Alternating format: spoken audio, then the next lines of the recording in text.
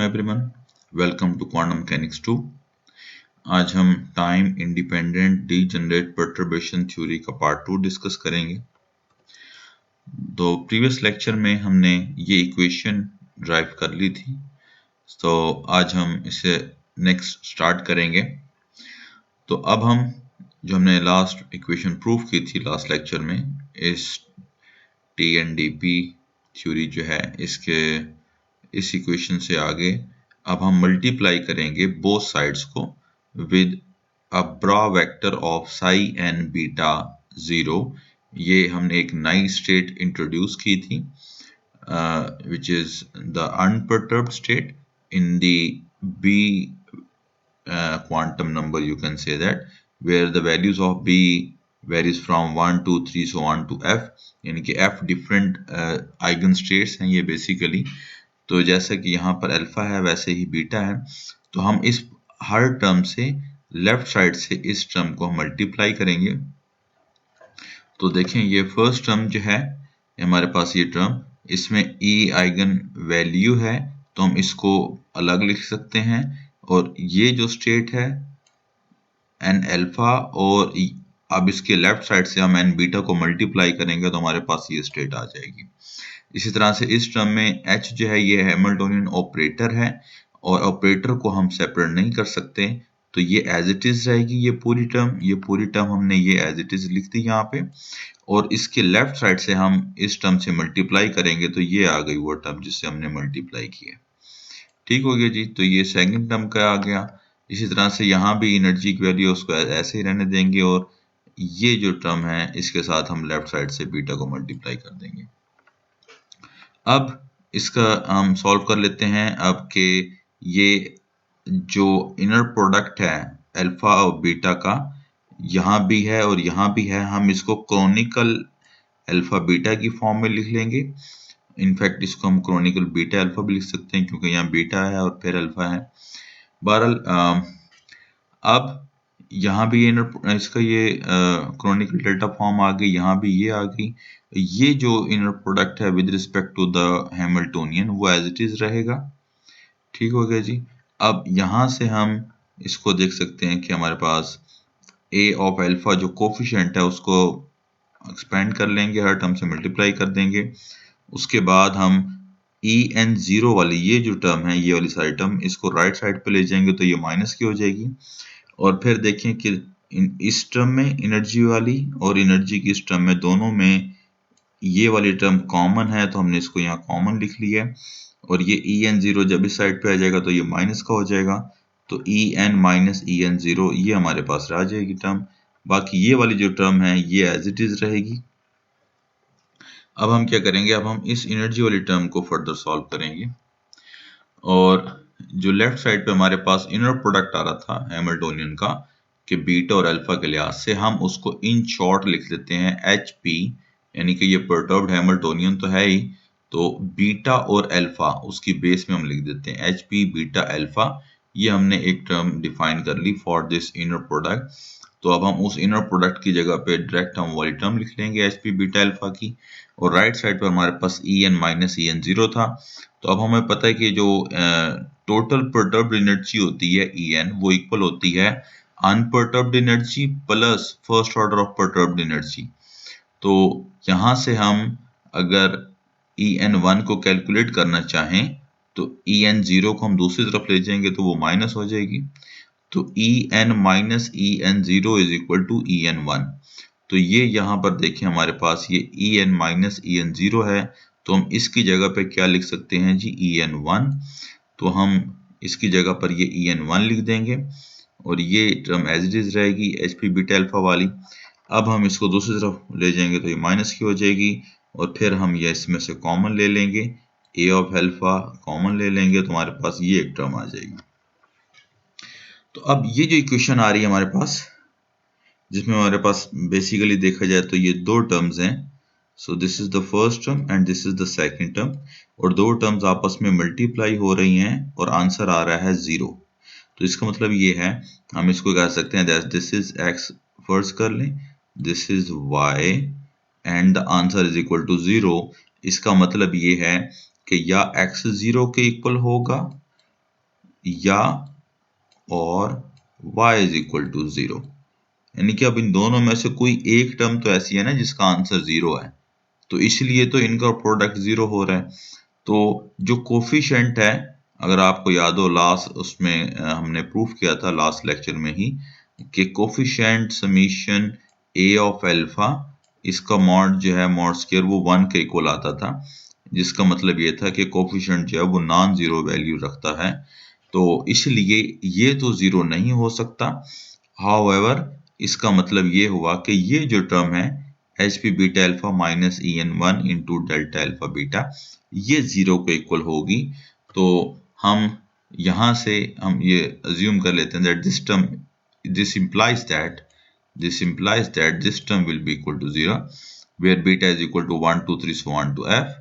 So this is a system of f homogeneous linear equation for coefficients a of alpha. These coefficients are non-vanishing only when the determinant of this term, इस term का जो है वो determinant जो है वो हम किसके इक्वल ले लेंगे, 0 के इक्वल ले लेंगे। तो ये तो 0 नहीं हो सकता ऑफ कोर्स, इसका मतलब है कि ये वाली जो टर्म है ये 0 होगी, तो हम इसको डिटर्मिनेंट 0 के इक्वल लिखेंगे। अब इस डिटर्मिनेंट को हम एक्सपेंड करते हैं while considering just like in the matrices form। तो जो फर्स्ट टर्म है यहाँ ये बीटा और अल्फा की वैल्यू 1 1 होगी, फिर 1 2, फिर 1 3, फिर 1 f, यानी कि बीटा f तक जाएगा, इसी तरह से अल्फा भी f तक जाएगा। तो ये हम इसकी वैल्यू को इस तरह से लिख लेंगे 1 1 2 2, ये 1 1, ये 2 1 2 2 2 3 सो ऑन टू। तो यहाँ देखें जब अल्फा और बीटा जो है हमारे पास ये सेम होंगे, हमने लास्ट लेक्चर में डिस्कस किया था when alpha and beta are same then the answer is equal to 1, when the alpha and beta are different then the answer will be equal to 0। तो ये देखिए जब हम यहाँ लेंगे तो इसका आंसर 1 1, इनके अल्फा भी 1 है बीटा भी 1 है, तो यहाँ इस टर्म की वैल्यू जो 1 होगी तो इसलिए ई एन की वैल्यू आ जाएगी। लेकिन जब हम बात करेंगे 1 2 की, यानी कि अल्फा 1 और बीटा 2 या बीटा 1 और अल्फा 2, तो इसमें क्या होगा, ये वाली जो टर्म है ये 0 हो जाएगी। जब ये 0 होगी तो एनर्जी की वैल्यू को मल्टीप्लाई करके ये 0 कर देगी, इसलिए हमारे पास जो है जो बाकी बचेगी वो जस्ट ये हैमिल्टोनियन वाली टर्म बचेगी। इसका मतलब ये है कि जो डायगोनल पर जो भी वैल्यूज होंगी 1 1 2 2 3 3 4 4 5 5 so on to f f, इन तमाम वैल्यूज के साथ माइनस ई एन 1 आएगा, क्योंकि तब ई एन 1 के साथ जो वैल्यू है वो 1 होगी। बाकी जो नॉन डायगोनल एलिमेंट्स हैं जितने भी, उनमें इसकी वैल्यू 0 होगी, इसलिए एनर्जी की वैल्यू भी 0 हो जाएगी।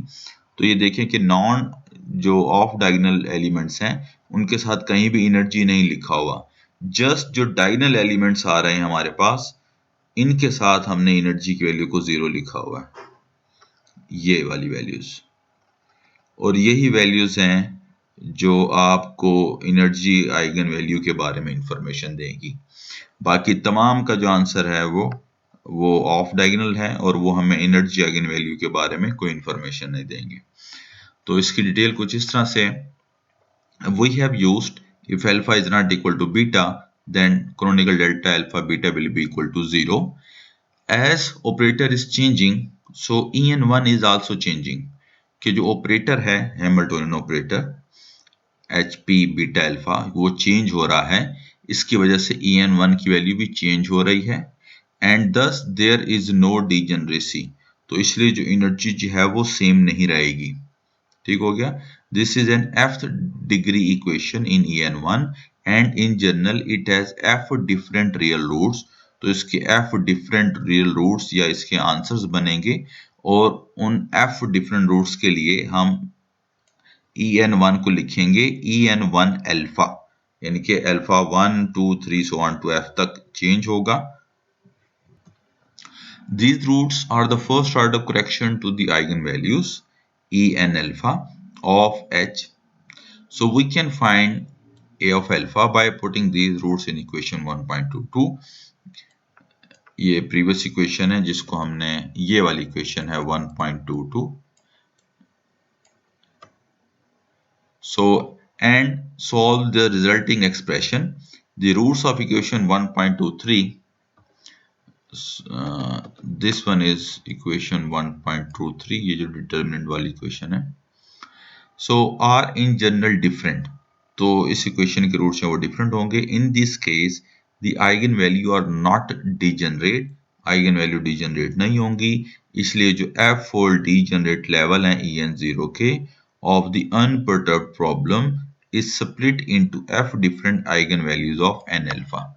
तो अब वो जो हमने कहा था कि En0 हमारे पास एक सिंगल वैल्यू होगी for F different eigen states, लेकिन जब उसमें पर्टर्बेशन आ जाएगी, क्योंकि ये En0 था सिस्टम का डिस्टर्ब होने से पहले, तो जब सिस्टम डिस्टर्ब होगा तो उसकी जो एनर्जी है वो स्प्लिट हो जाएगी एफ डिफरेंट एनर्जी वैल्यूज में, तो जिसको हम लिखेंगे E n alpha, where alpha is equal to 1 2 3 so on to F.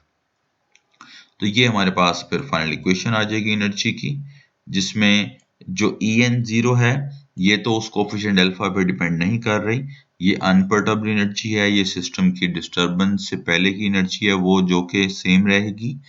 उसके बाद जो सिस्टम के डिस्टर्ब होने के बाद जो एनर्जी है उसमें ये होगा कि वो एफ डिफरेंट रूट्स बनेंगे उसके, और इसका मतलब ये है कि एनर्जी सेम नहीं रह रही, वो एफ डिफरेंट रूट्स के लिए स्लाइटली चेंज होगी. ऑफ कोर्स कोई यानी कि मेजर चेंज नहीं होगा, लेकिन स्लाइटली शिफ्ट होगी, तो उस वजह से उसकी एनर्जी जो है वो डिजनरेट नहीं रहेगी.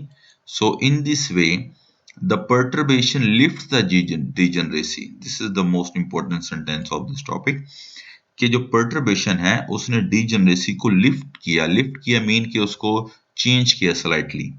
So the lifting of degeneracy may be either total और partial, यानी कि जो degeneracy यानी कि पहले एनर्जी फिक्स थी, सेम थी for different values of eigen states, the energy was only one which was En0, लेकिन जब परटर्बेशन हो गई तो उससे डीजनरेसी लिफ्ट हो गई. लिफ्ट मीन कि डीजनरेसी में यानी कि डिस्टर्बेंस आ गई, चेंजिंग्स आ गई, और अब वो जो डीजनरेसी में जो चेंजिंग्स आई हैं वो या तो टोटली चेंज हो गया हर स्टेट की, या कुछ स्टेट्स की चेंज हुई है. तो ये किस पे डिपेंड करता है, कहता है ये डिपेंड करता है उन रूट्स पर जो हम इक्वेशन 1.23 यानी कि जो डिटर्मिनेंट वाली इक्वेशन है उसको जब सॉल्व करेंगे तो, और उसमें से कुछ ही डिफरेंट हो सकती हैं या टोटली तमाम एनर्जी की वैल्यूज चेंज हो जाएंगी. So it has no use. तो ये था डिजनरेट परटर्बेशन थ्योरी. तो इसकी जो है ये यहाँ कंप्लीट होती है. कोई क्वेश्चन हो तो आप कमेंट में पूछ सकते हैं. So thank you very much for your time.